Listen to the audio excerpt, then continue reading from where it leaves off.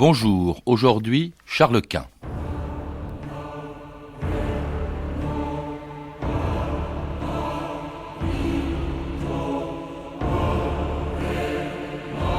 Nul empereur depuis Charlemagne n'eut tant d'éclat que Charles Quint.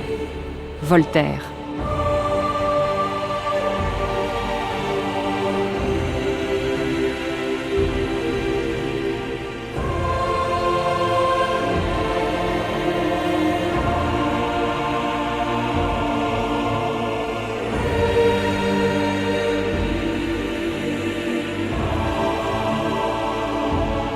« 2000 ans d'histoire.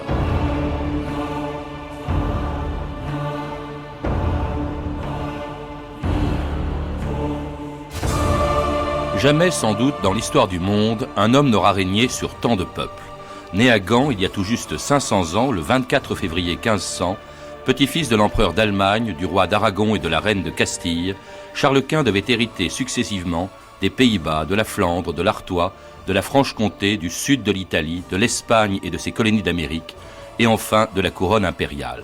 Un ensemble qui faisait de lui le plus puissant souverain de son temps. Mais cet empereur désabusé, dont le pouvoir s'étendait de Vienne à Mexico, d'Anvers à Lima, a surtout marqué l'histoire en renonçant volontairement au pouvoir pour aller finir ses jours dans un monastère perdu d'Estrémadure. Une abdication qui avait à l'époque stupéfait ses contemporains. C'était à Bruxelles, le 25 octobre 1555. Aujourd'hui, je me sens si fatigué que je ne saurais vous être d'aucun secours, comme vous le voyez vous-même. Dans l'état d'accablement et de faiblesse où je me trouve, je suis donc déterminé à passer en Espagne, à céder à mon fils Philippe la possession de tous mes États, et à mon frère le roi des Romains, l'Empire. Jean-Pierre Soisson, bonjour. Bonjour. Est-ce que vous aussi, il y a 2 ans, vous n'avez pas été tenté de quitter la présidence du Conseil régional de Bourgogne et de faire comme Charles Quint, Si j'ai été tenté de le faire, je le suis encore. Si Charles Quint m'a fasciné, c'est sans doute par cette évocation que vous venez de faire de l'abdication et puis de la retraite à Yuste, loin du tumulte du monde. Je rappelle juste pour les auditeurs que M. Soisson a été élu grâce aux voix du Front National. C'est pour ça que ça a suscité des polémiques. Enfin, c'est pour ça que je lui ai posé cette question. Alors, bon, effectivement, nous ne sommes pas là pour commenter cet événement bourguignon d'il y a 2 ans, Jean-Pierre Soisson, mais justement, parce que vous venez de publier une biographie chez Perrin de Charles Quint, mort il y a exactement 500 ans, et qui, avant de devenir roi d'Espagne, puis empereur d'Allemagne, était duc de Bourgogne. C'est pas aussi la raison pour laquelle ça vous a intéressé, Charles Quint ?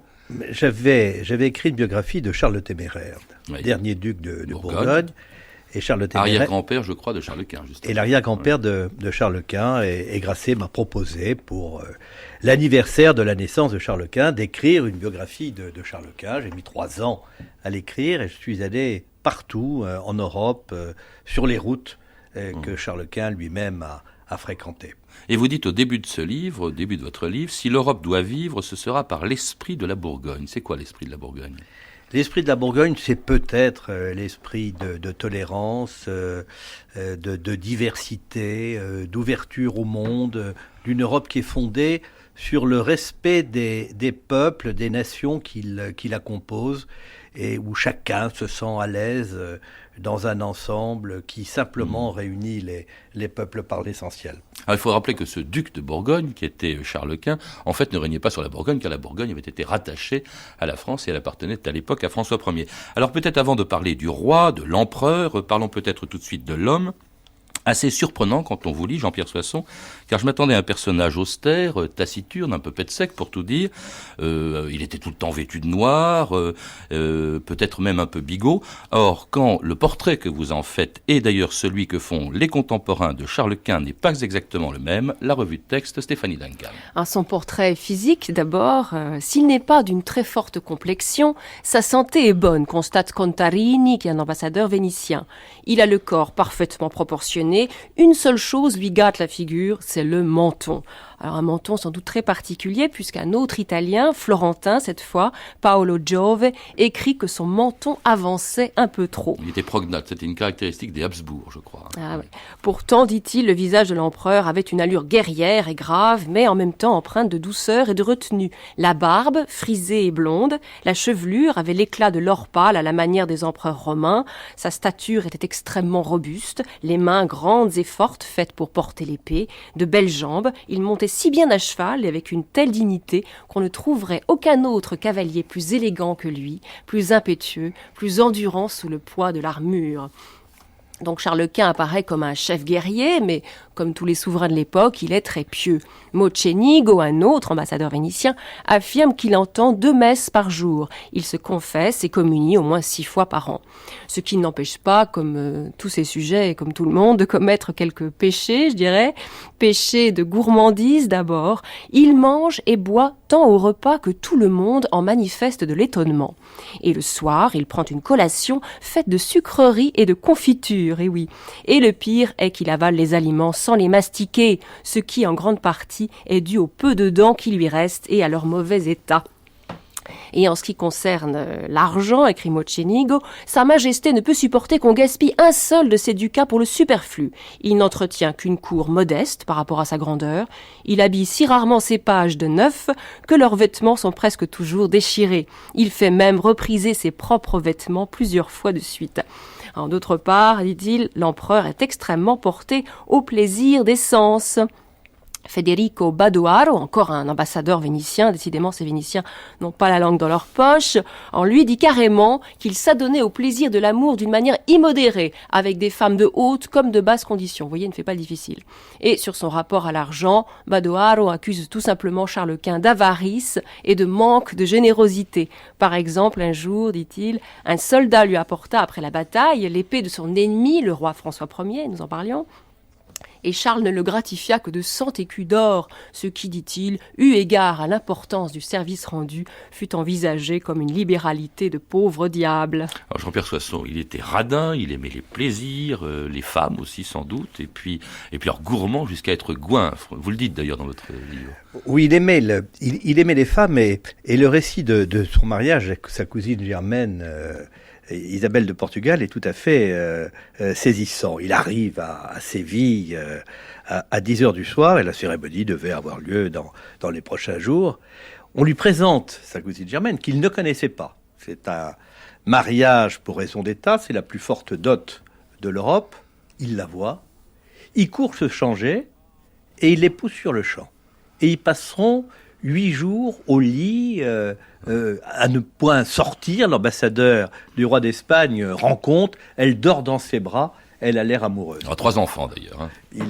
Il aime les femmes, elle sera constamment enceinte jusqu'à sa mort. Alors il était à ce moment-là donc roi d'Espagne, il venait d'ailleurs à peine d'être couronné à 17 ans, roi d'Espagne, dans un pays qui l'a mal accueilli. Il faut rappeler qu'il ne parlait pas l'espagnol et qui s'y a un peu comporté au début en pays conquis. Il nommait ses petits copains qui venaient de Flandre tous, hein. C'était tous des Flamands qui gouvernaient l'Espagne. C'est un Flamand, donc un Bourguignon. Le français est sa langue maternelle. Il n'aurait jamais dû régner, car sa mère Jeanne, la reine folle de Monterland, est le 3e enfant des rois catholiques. Mais il ne règne que parce que son oncle, sa tante meurt, sa mère est folle, son père meurt, et donc c'est un règne né du hasard. Et il faut qu'il aille prendre possession de ces royaumes lointains, lui le flamand. Et donc il y va avec une cour de flamands, donc Guillaume de Chièvre, qui se sont conquis, se sont comportés en véritable pillards en Espagne, et donc ont été très mal vus. Et Joseph Pérez, que vous avez cité tout à l'heure, relate ça très bien dans la révolution des Communades.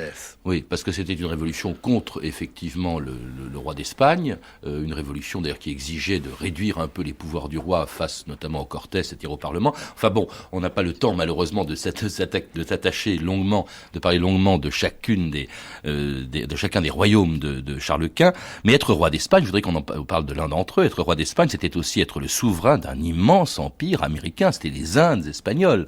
Et là, contrairement à ce qu'on dit, vous affirmez qu'il s'y est beaucoup intéressé à l'Amérique. j'ai repris jour par jour, dans son agenda, les décisions que personnellement il a prises sur le rapport du Conseil des Indes concernant l'Amérique latine, les nouvelles possessions, l'Empire du Nouveau Monde. Elles sont au nombre de 250 peut-être.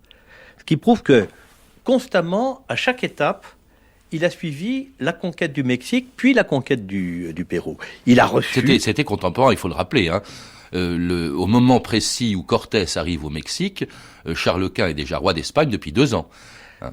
C'est 1521, c'est le moment du couronnement de Charles à Aix. Donc, il est empereur, il prend possession de ses royaumes et Cortés lui apporte le Mexique. Puis ensuite, Pizarro va lui apporter le Pérou. Ouais. Le Mexique et le Pérou, c'est pour lui, toujours à court d'argent, vous le rappeliez tout à l'heure, chaque année des ressources considérables, puisque sur tout ce qui est prélevé en Amérique latine, le roi d'Espagne, le roi de Castille, reçoit le 5e, ce qu'on appelle le cente du roi. Alors ce qui est prélevé en Amérique latine est prélevé par des Indiens. Et il est évident que cet empire américain de l'Espagne s'appuie sur cette main-d'œuvre servile qui n'est même pas payée, c'est vraiment des esclaves. Et se pose évidemment un problème qui a été très important à cette époque, c'était celui du statut des Indiens, comment les considérer. C'était l'objet d'une controverse célèbre, la controverse de Valladolid, provoquée en 1550 par Charles Quint et en présence du légat du pape. Aujourd'hui, le Saint-Père m'a envoyé jusqu'à vous avec une mission précise. Décider si ces indigènes sont des êtres humains achevés et véritables, des créatures de Dieu, nos frères dans la descendance d'Adam, ou si, au contraire, comme on l'a soutenu, ils sont des êtres d'une catégorie distincte, voire même les sujets de l'Empire du Diable. Alors c'était Jean Carmet dans le rôle du légat du pape, un extrait du film de Daniel Verrègue, La controverse de Valladolid, controverse qui a été provoquée, je le rappelle, par Charles Quint, et dans laquelle Charles Quint a pris plutôt le parti des Indiens, qui n'étaient pas des suppôts du diable, comme on vient de l'entendre. C'est tout à fait extraordinaire, parce que Charles Quint arrête les conquêtes militaires. Et il demande à des théologiens, à des intellectuels, de se prononcer sur les conditions de la colonisation. Et il nomme deux ténors pour défendre les 2 thèses en présence, Las Casas, l'évêque de Chiapa, le défenseur des Indiens, et Sepúlveda, chanoine de Cordoue. Et il prend, Charles Quint, personnellement, parti en faveur de la défense des Indiens. Et il ouvre, au XVIe siècle, le premier débat moderne sur les droits de l'homme, le sur premier la colonisation, on peut le dire même. Le premier débat sur la colonisation, sur l'interaction des cultures et des civilisations. C'est tout à fait extraordinaire. En fait, c'était donc un souverain humaniste.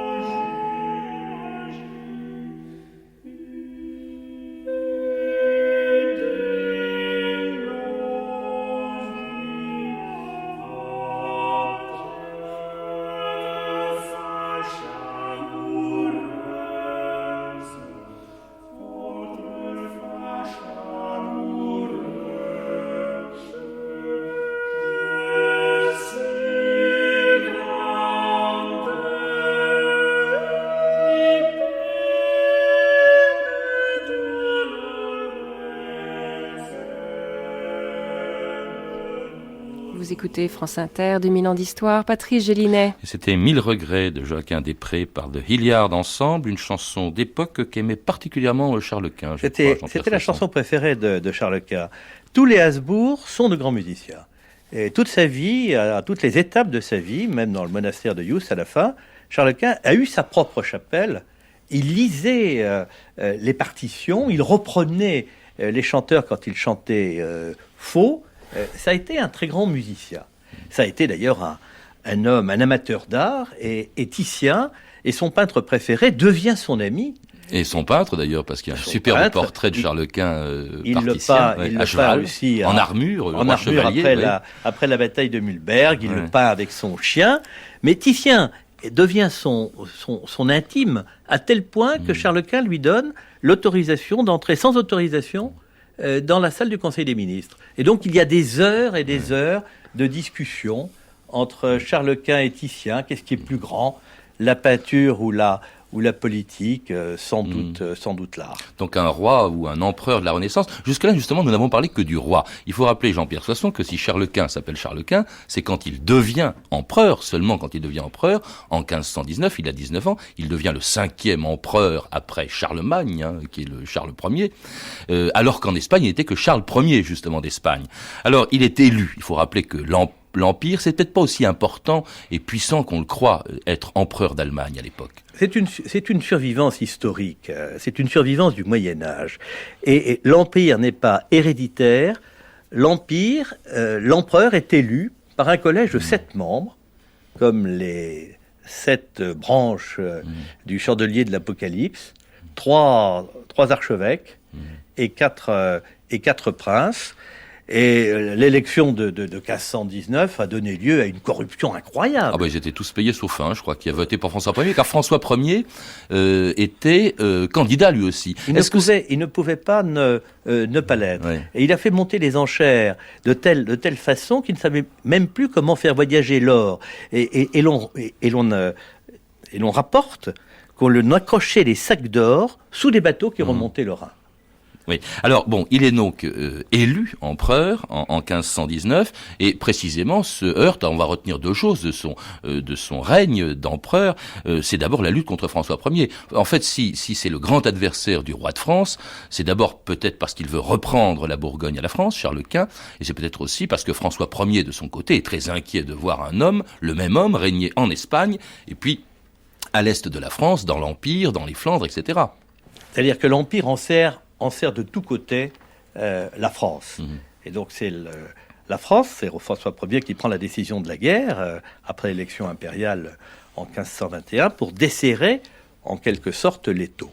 François Ier est battu à Pavie, Charles Quint n'est pas à Pavie, en Espagne en 1525. Il est transporté à Madrid comme prisonnier. Pendant 1 an. Ouais. Et qu'est-ce que demande Charles Quint? La restitution de la Bourgogne. Et de l'argent surtout, il a demandé. Je pensais que vous alliez dire de l'argent, parce qu'il y a eu une somme énorme pour faire libérer François Ier. La Bourgogne d'abord et l'argent est venu ensuite. Enfin, l'argent est venu, mais la Bourgogne n'est jamais venue parce que François Ier, une fois libéré, n'a pas respecté ses engagements. L'argent est venu et jamais la Bourgogne. Et alors, autre aspect de la politique impériale de Charles Quint, c'était le champion du catholicisme. C'était à ses yeux ce qui est le plus important. C'est de rassembler, au fond, cet empire, d'en faire un empire unique, du moins sur le plan religieux.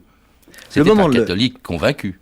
Le moment le plus important peut-être du règne, et l'un des moments les cruciaux du XVIe siècle, c'est la rencontre entre Charles Quint et Luther à la Diète de Worms, entre l'empereur, le conservateur qui veut maintenir la chrétienté du Moyen-Âge, et Luther, le réformateur qui soulève l'Allemagne.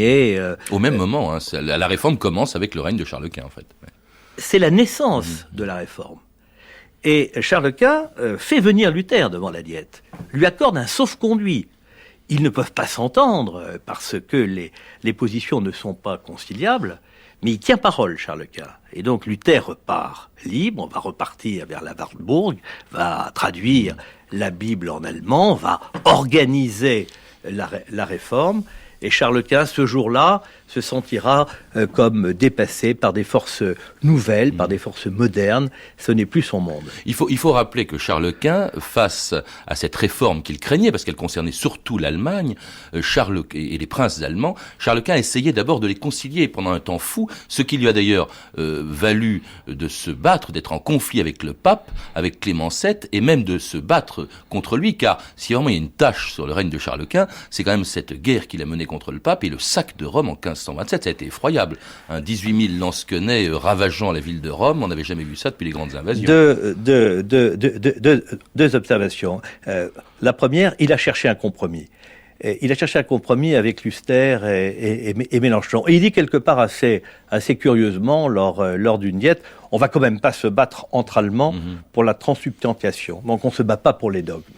Quant au sac de Rome, il n'en porte pas la responsabilité. Il n'en porte pas la responsabilité. Ce sont c'est l'armée impériale quand même. Ce sont des troupes, ce sont des impériaux venus d'Allemagne ou descendants après Pavie qui ne sont pas payés et comme une tourbe s'empare de Rome et le connétable de Bourbon meurt en donnant le premier l'assaut. Mais on ne peut pas porter le sac de Rome au discrédit de Charles Quint. Enfin, les lansquenets jouaient avec les crânes de Saint-Paul et de Saint-Jean et de Saint-Pierre qui avaient été déterrés. Alors, c'est pas... Bon. Alors, autre chose, un autre adversaire, on n'a pas le temps de s'y étendre, évidemment, champion de la chrétienté contre les Turcs, car les Turcs sont extrêmement menaçants. Ils ont assiégé Vienne en 1529, et là, effectivement, il n'a jamais pu, Charles Quint, entreprendre cette croisade qu'il voulait entreprendre contre Soliman le Magnifique, qui était également son contemporain.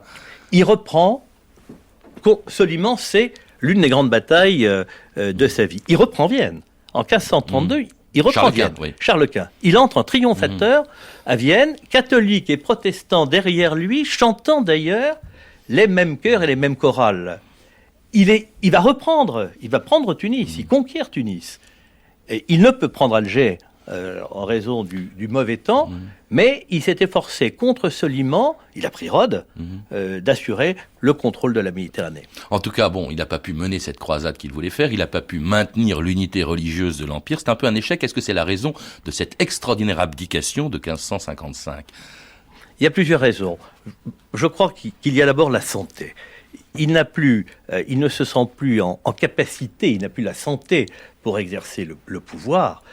C'est un goinfre, vous l'avez dit au début, il adore les anchois pilés dans l'huile d'olive, il commence à 7 heures du matin par 2 pintes de bière fraîche, les gibiers, il mange sans cesse.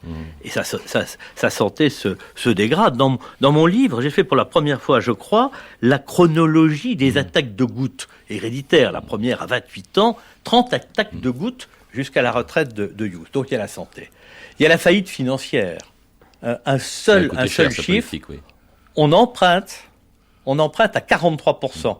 Je ne sais pas si vous voyez, actuellement, on emprunte à 5-6%, 43%.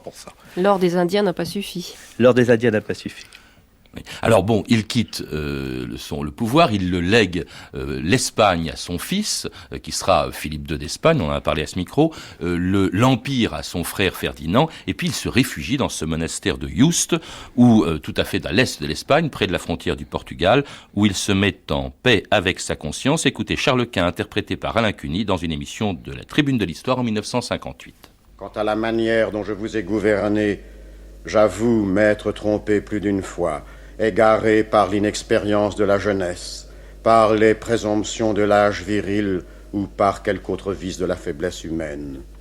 J'ose cependant affirmer que jamais, de ma connaissance et avec mon assentiment, il n'a été fait tort ou violence à aucun de mes sujets. Si donc quelqu'un peut justement se plaindre d'en avoir souffert, j'atteste que c'est à mon insu et malgré moi. Je déclare devant tout le monde que je le regrette du fond du cœur, et je supplie les présents, ainsi que les absents, de vouloir bien me le pardonner. C'est triste les derniers instants de Charles Quint dans ce monastère isolé. Oui. Non, mais le texte que lit Cuny, c'est le discours d'abdication de Bruxelles. C'est exactement le discours d'abdication de Bruxelles. Je suis allé à Yuste, et je suis monté à Yuste le même jour de l'année que Charles Quint. C'est un lieu enchanteur. C'est un palais de Toscane, au milieu des ruisseaux, des rivières. Il a fait aménager un jardin. Il est venu avec ses tableaux, avec sa librairie. C'est pas le moine austère qui se retire dans un couvent. C'est un grand seigneur qui choisit d'aller à la rencontre de Dieu et de mourir au milieu de ses livres, au milieu de tous les plaisirs de la vie, de ses tableaux. C'est ça aussi l'image de Charles Quint. Est-ce que c'est un personnage actuel ? Vous parlez d'un grand Européen avant la lettre. Enfin, on a dit ça aussi de Charlemagne, on a dit ça de Victor Hugo après Charles Quint. Enfin... Il a perdu au XVIe siècle. Il a perdu contre François Ier. Les États-nations l'ont emporté. La Réforme l'a emporté. 5 siècles après, certains disent le premier Européen des temps modernes, s'esquisse une Europe qui rassemble des États qui étaient assez sensiblement ceux qu'il a pu gouverner. Donc il y a peut-être une petite revanche 5 siècles après de Charles Quint.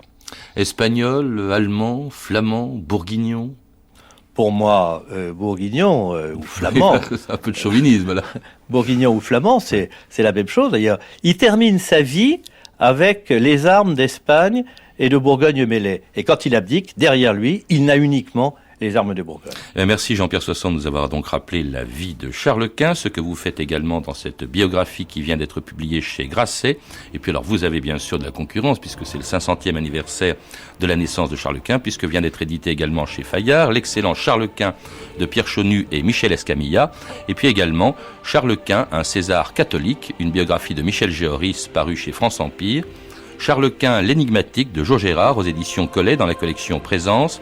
Charles Quint, l'empereur et son temps, un livre sous la direction d'Hugo Sely à paraître prochainement chez Actes Sud, et puis un très beau livre, très bien illustré, qui vient de paraître, François Ier, justement, le grand adversaire de Charles Quint, François Ier, le roi chevalier, de Sylvie Leclèche aux éditions Talendier, dans la collection Historia. Vous avez pu entendre des extraits de la Tribune de l'Histoire, Charles Quint au soir de sa vie, une pièce radiophonique de 1958 produite par Alain Decaux, André Castelot et Jean-François Cap, avec Alain Cuny, donc on l'a dit, dans le rôle de Charles Quint, ainsi qu'un extrait de La Controverse de Valladolid, un film de Jean-Daniel Verreg. C'était 2000 ans d'histoire, à la technique Georges Thau et Bertrand Durand, documentation Elsa Boublil et Cyril Lorta-Jacob, revue de texte Stéphanie Duncan, une réalisation de Nathalie Trianda-Filides. Une émission de Patrice Gélinet.